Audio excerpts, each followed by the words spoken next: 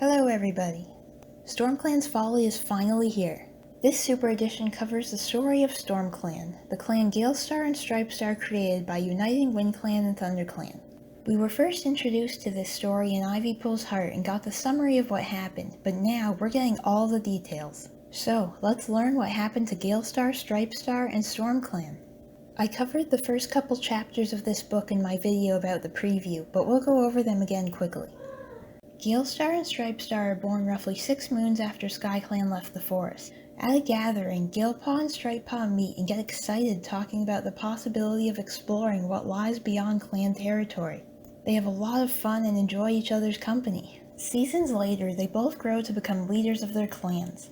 Gailstar was mates with her deputy Pebblenose. They were unable to conceive kits, and Gailstar always loved him more like a friend than a mate, so they ended their relationship on good terms. She's closer with him than any other WindClan cat and values his opinions. In ThunderClan, StripesStar is mates with Fogdrift, but he still seems to have lingering feelings for Gailstar.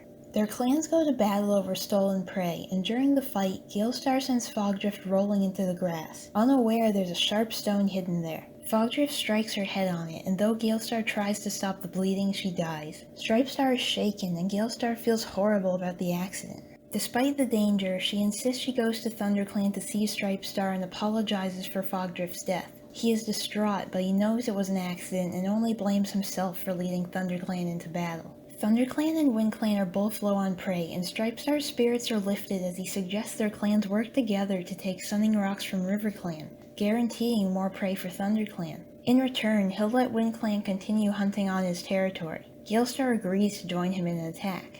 Gailstar and StripesStar win the battle for Sunning Rocks, and it inspires StripesStar as he imagines what their clans could accomplish together.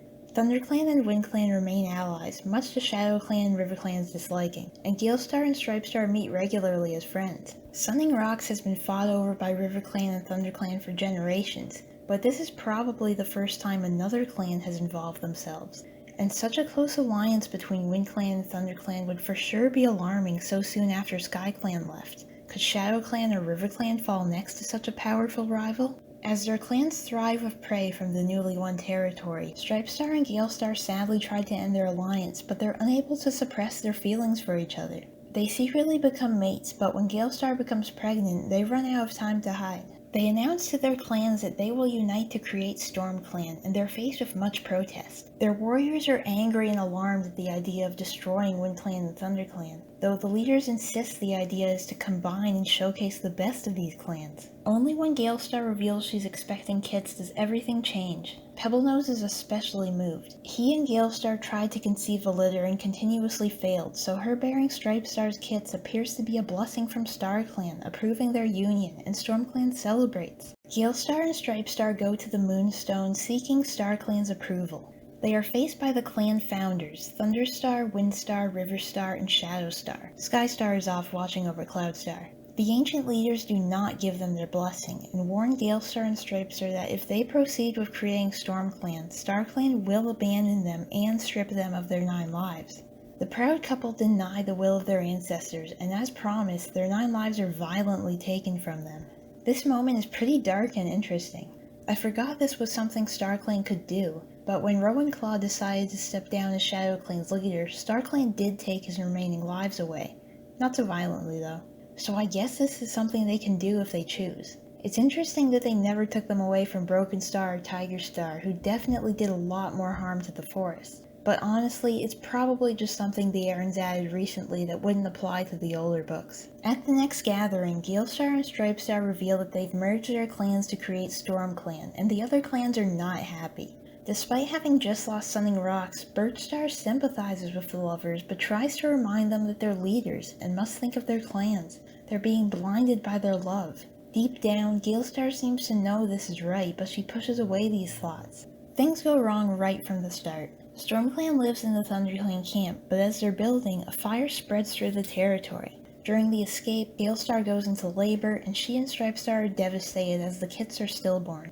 The clan resettles in the WindClan camp, but the ThunderClan cats are constantly complaining about the open space, and the clan is starving. After the fire, ThunderClan territory is scarce of prey, and the moor isn't enough to feed such a large clan. They ask Birchstar and Snakestar for help, and of course they're laughed at and denied. Thinking back to their first meeting as apprentices when they discussed such adventures, Stripestar and Gailstar decide to leave the forest and find somewhere StormClan can thrive. A handful of cats stay behind to either become rogues or join RiverClan and ShadowClan. Gailstar's sister Crowflight is among these cats. She's very angry and upset that Gailstar is leaving, particularly because their mother Ripplegrass made them promise on her deathbed that the sisters would always stay together and be there for each other. StormClan sets out, but the journey is terrible from the start. While crossing the Thunder Path beyond High Stones, the medicine cat Kestrelwing trips over a pop can or something and is run over by a monster. And I think it's the most graphic description we've gotten of a cat being killed by a car. Like, yikes, this poor guy is destroyed. Pedalstep leaves to become a kitty pet, Rosebush falls to his death as they journey through the mountains. Turns out the new Prophecy Cats weren't the first to reunite with the tribe of Rushing Water. StormClan meets them, and the current Stoneteller is well aware of the clans and was expecting their arrival.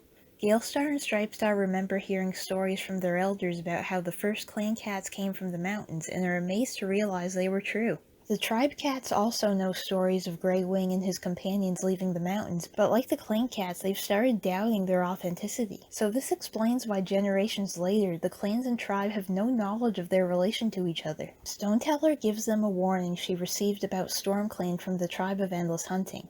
She tells them, "The lake without end is a place of dangers. Do not end your journey there. Watch for the fish with legs, it will show you the way. Heed its warning." Gailstar's ex-mate and Deputy Pebblenose and Thrushcall decide to stay with the tribe. Very sad, Pebblenose does not believe in this dream of StormClan and sees that Gailstar is changing, blinded by her love for Stripestar. He can't trust her anymore, and neither can Thrushcall. Now, there is something very interesting here.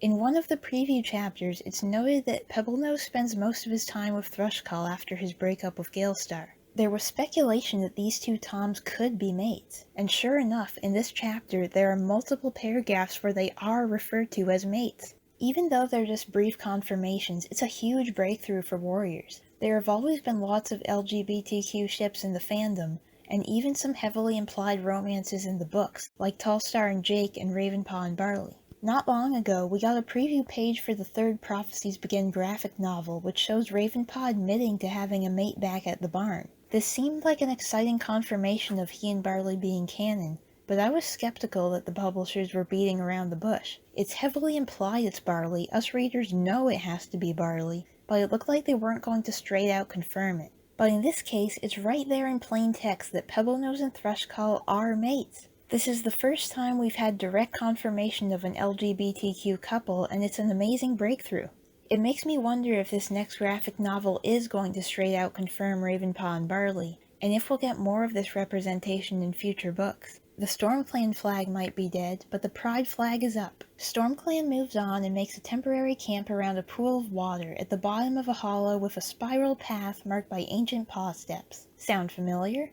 Generations later, it will be known as the Moon Pool. Despite StarClan nor the tribe of Endless Hunting residing in these skies, the pool seems to still hold some power. While sleeping beside the pool, Stripestar has a disturbing dream of a gull circling stormy skies, the fish with legs that Stoneteller described, pretty sure it's a starfish, and the jagged mountain peaks. He thinks it's a warning and is clearly troubled by it, but he doesn't want to tell Gailstar and make her doubt their journey. Let's take a minute to talk about Gailstar and Stripestar's relationship. It's getting very strained at this point. Stripestar is really the one who takes the lead, not just in the relationship, but StormClan as well. He's the big dreamer, the one who came up with the idea of StormClan and exploring beyond clan territory. Though Gailstar loves and supports him, she seems like she's uncomfortable throughout this whole experience. But she's constantly denying this, trying to believe in Stripestar's vision, and she's imagining a bright future for them and their clan. That StormClan can work out, but deep down she seems to know it's not working. Stripestar is also too proud and secretive a lot of the time. He and Gailstar are supposed to be equal leaders, but it doesn't seem that way. They often have different ideas, and Stripestar is usually taking charge. The few times when Gailstar or another clanmate takes the lead, Stripestar gets agitated. Even though Gailstar can see that something is troubling Stripestar, he won't share his dream with her. She's hurt and frustrated by that. They've given up everything for each other, yet they don't share everything like they should. The relationship between the StormClan cats is not good either. Though they're supposed to be one clan now, they are never truly one. The ThunderClan cats listen to Stripestar over Gailstar, and he often chooses them for tasks because he's known them all his life. The WindClan cats listen to Gailstar over Stripestar, and though she's more lenient towards ThunderClan cats, she starts prioritizing her own clanmates to make it fair. No cat is really enthusiastic about StormClan. They were troubled from the start by StarClan's disapproval, and they're really just being dragged along with Gailstar and Stripestar's dream. They never really believe in it, they just want to find somewhere to call home. Tiny Claw, the deputy from ThunderClan, is the most hardworking and devoted, but even she seems to be just doing her duty supporting her leader. Next, StormClan makes camp in some family's summer house, which is actually kind of funny. They took over the whole place, sleep on the couches and beds, make it their own. I find it really interesting that no cat has a big problem with living in a two-leg nest. These are warriors who should reject every aspect of kitty pet life, but they have every intent of living here forever. Stripestar especially enjoys sleeping on the bed. During this time, Gailstar admits to Stripestar that she's still in a lot of pain over the loss of their kits. They have an emotional conversation, and Gailstar thinks she and Stripestar have finally bonded again, that he understands the pain she feels. But the next day, Huntheart, a WindClan cat, and Fernwhisper, a ThunderClan cat, reveal they're expecting kits. Gailstar is hurt the first StormClan cats aren't hers and Stripestar's, and when he enthusiastically celebrates this news, she's even more pained. Goldenleaf sees the StormClan symbol in a dream and draws it out for everybody. This combined with the news of the kits makes everyone more optimistic, so I guess Gailstar and Stripestar didn't make the symbol themselves. Well, summer arrives, and this unsuspecting family pulls up to their summer home. Imagine opening your door, there are cats everywhere, a pile of dead rodents and birds in the corner, blood staining the carpet. Probably didn't smell great either. Not a fun time for both parties. They drive out the cats who are devastated to lose their home. They end up going to this swamp, and things are absolutely horrible there. Some strange animal attacks the camp. The description is really confusing, but it's likely an otter, I think. Stripestar is adamant about not going to any mountain after the dream he had, but eventually he agrees with Gailstar's suggestion to go to the Foxhead Mountain.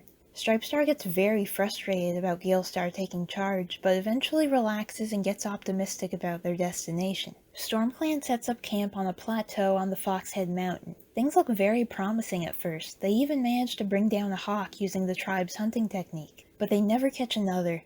The heat dries up the stream and prey is scarce. After Rainkit is taken by a hawk, Huntheart, Fernwhisper, and their remaining kits head back to the forest, unable to trust their leaders. The rest of the clan expresses their desire to return to the forest, and though it's heartbreaking for Gailstar and Stripestar, they agree to lead them back there. Gailstar thinks it's the end of StormClan, knowing that even if RiverClan and ShadowClan give them back their territories, they'll never let StormClan stay together. As they start traveling to the forest, Gailstar realizes she's pregnant again. She and Stripestar are thrilled but worried as it changes everything about their plans. They don't know what to do, where would be a safe place to have kits. The very next morning, Goldenleaf shares a dream she had. Kestrelwing showed her the Sundrown place, the lake without end. Gailstar is worried as this is what Stoneteller warned them about, but when Goldenleaf describes seeing kits playing in the sand, she feels it must be where her kits are meant to be born. Every cat is more optimistic to learn she's expecting, and they make for the Sundrown place. Now, if you've read Ivypool's Heart, you know this is not a good decision. Gailstar and her kits will be lost in the storm, separated from Stripestar and StormClan forever. So why would Kestrelwing show her this place, encouraging them to go there? I have a couple ideas. Firstly, a more positive one. Maybe Gailstar and her kits were always meant to live with the Wildcats. Gailstar is so stressed, frustrated, and sad throughout this journey. Her relationship with Stripestar is not perfect. Perhaps this was meant to be her fate, to find true happiness and peace with the Wildcats after all she suffered. And now, a darker idea. Kestrelwing was a medicine cat, once very close with his ancestors before StormClan severed the connection. What if when he died, he tried to beg StarClan for forgiveness? What if they would only allow him into StarClan on one condition? He would have to visit Goldenleaf and send StormClan to the place of their doom. The founding leaders were pretty angry with StormClan. Maybe they wouldn't allow them to return to the forest until Stripestar suffered the ultimate loss. They go to the Sundrown place and it's a horrible camp. Hunting is difficult, the weather is awful. They plan to leave after Gailstar's kits are born and old enough to travel. Gailstar happily gives birth to 3 healthy kits, Pebble Kit, Thrush Kit, and Fog Kit. Fogkit is named after Fog Drift, and it's not clarified in the book, but it's pretty safe to assume the other two are named after Pebblenose and Thrushcall.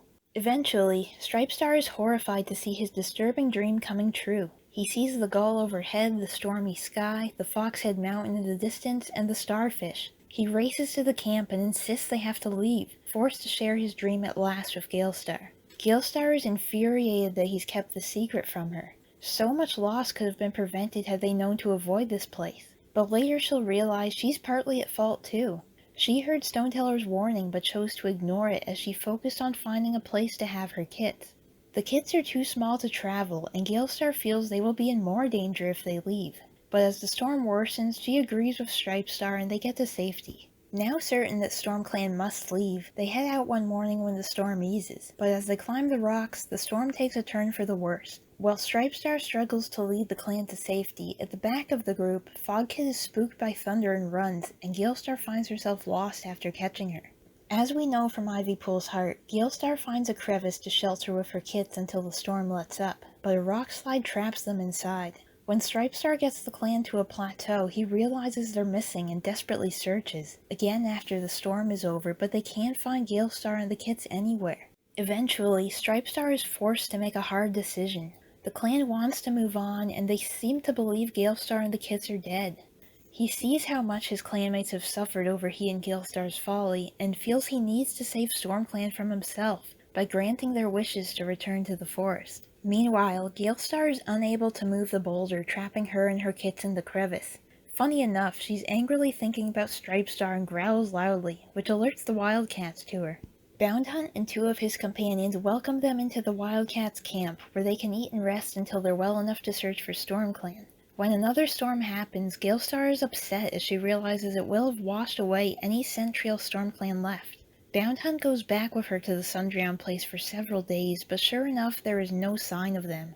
Though the Wildcats are very kind, she can't imagine a life without Stripestar and the clan. But even if temporary, the Wildcats grant Gailstar and her kits ancestor guides and Wildcat names.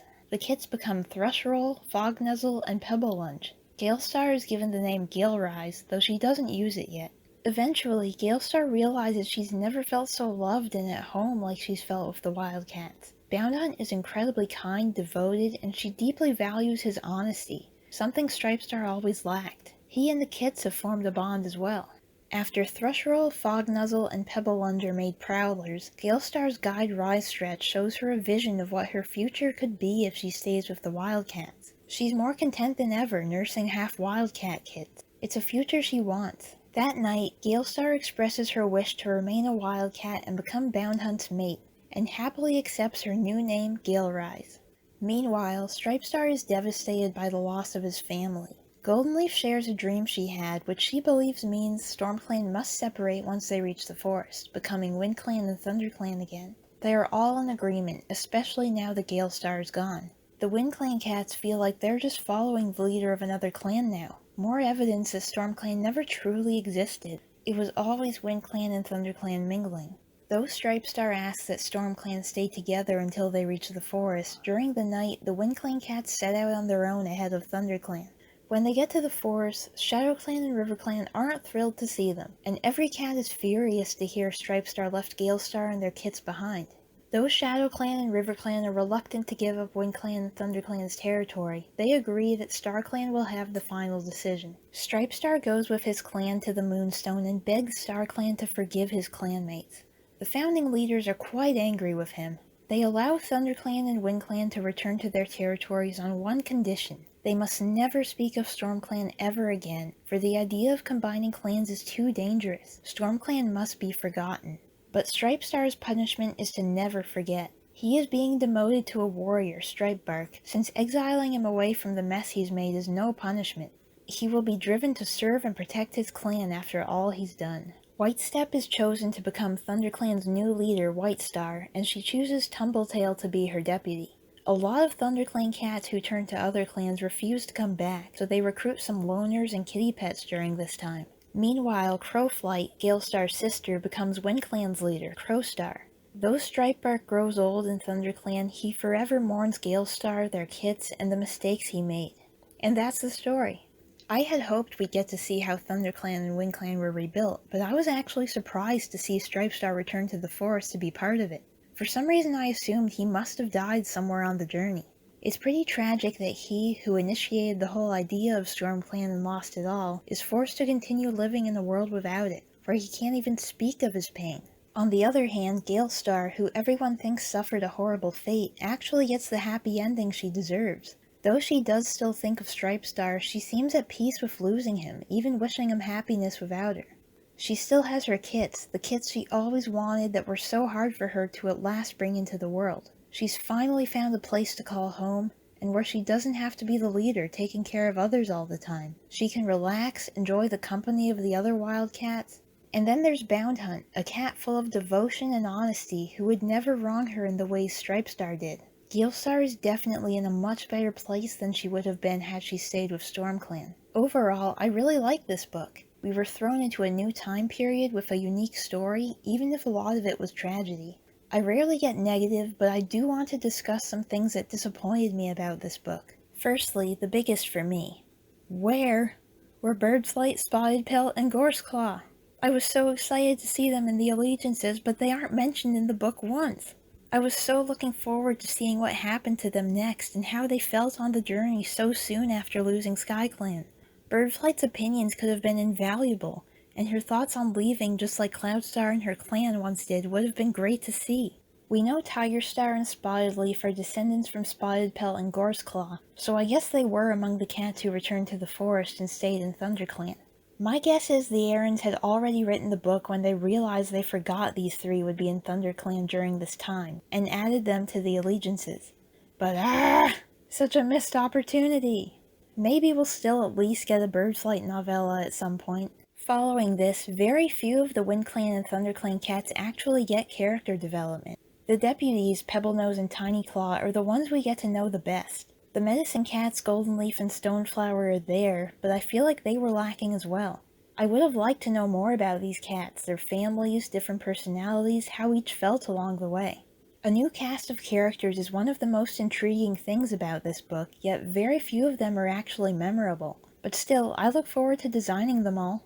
Where was Gailstar's warrior name? At the end of the book we learned that StripesStar's was Stripebark, but we never found out what Gailstar's was. Thankfully the warrior's website shows on her page that it was Galesweep, but I would have liked to see this in the book somewhere. I also wish we'd gotten to meet her kits with Boundhunt. One thing I don't understand is why StripesStar ended up forgotten. I can understand it happening to cats who died as StormClan cats like Rosebush and Mudsplash, but StripesStar and many other cats became ThunderClan and WindClan again and never mentioned StormClan. If future cats born in the forest never knew about StormClan and saw these cats like any other warriors, why did they need to be forgotten? Or was it necessary so that even StarClan had no memory of StormClan? It's pretty crazy to think that even after these cats dedicated themselves to their clans for the rest of their lives, they were purposely forgotten about, even by the rest of StarClan. There are also some discrepancies between StormClan's Folly and Ivypool's Heart. In Ivypool's Heart, Gailstar says when she and her kits were trapped, she heard StormClan calling for them and she called back, but they couldn't hear her and gave up the search. In StormClan's Folly, she never hears any cat calling for her. Ivypool's Heart also states that Boundhunt asked Gailstar to be his mate, but she's the one who reached out to him. The Gailstar in Ivypool's Heart also has a lot of anger towards StripesStar for abandoning her. She even says he deserved the place of no stars. But in StormClan's Folly, she seems to understand why he needed to carry on without her, while seeing that she's better off without him. She even wishes him happiness as she pursues a life with Boundhunt. I guess it's possible her anger developed after the point where the book leaves off. Maybe she expected StripesStar to show up at some point, proving he cared enough to come back and look for her, but he never did. I can see how she'd get frustrated. Even though she was happy with her new life, it probably made her start wondering if StripesStar ever cared at all. I think that's all I have to say for StormClan's Folly. It certainly was a folly, a very unique book, and I liked it despite everything. I'll be designing a lot of new characters, so keep an eye out on my Dawnmist Designs Tumblr and socials. What did you think of StormClan's Folly? Was StarClan too harsh? Is there a way StormClan could have been successful, or was it doomed to fall from the start? Feel free to leave your opinions below. Thanks for watching another Dawnmist Talks!